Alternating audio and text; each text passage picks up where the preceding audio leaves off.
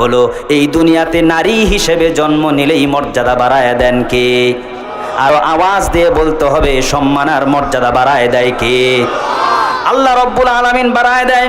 দেখুন কিভাবে আল্লাহ নারী জাতিকে সম্মান দিয়েছেন, মর্যাদা আল্লাহ কিভাবে বুলন্দ করেছেন। মা জাতিদের মর্যাদা ইসলাম কিভাবে তাদেরকে দিয়েছে। ইসলাম যখন প্রতিষ্ঠিত হলো মক্কার জমিনে, ইসলাম যখন শুরু হলো, সেই জামানা ছিল আইয়ামে জাহিলিয়াতের জামানা, অন্ধকারের যুগ।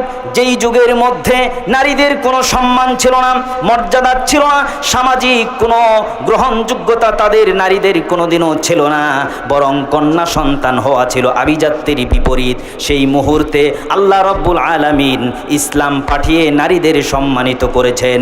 সেই আইয়ামে জাহিলিয়াতে ইসলাম আসার আগে নারীদের কোনো মর্যাদা ছিল না, বড় করুণ পরিণতি তাদের বরণ করতে হয়েছিল, তাদের জিল্লতির জিন্দিগি বরণ করতে হয়েছিল। নারীদের সেই শোচনীয় অবস্থার কথা আল্লাহ রব্বুল আলামিন কোরআনের মধ্যে বড় চমৎকার করে বর্ণনা করেছেন। আল্লাহ বলছেন, ওয়াইদা বুশিরা আহাদুহুম বিল উনসা যাল্লা ওয়াজহুহু মুসওয়াদ্দান ওয়া হুয়া কাযীম।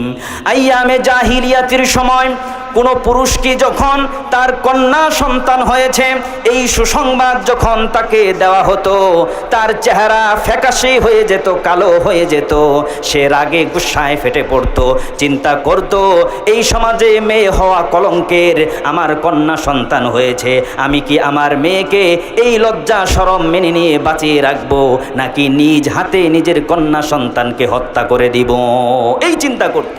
কি অবস্থা ছিল নারীদের।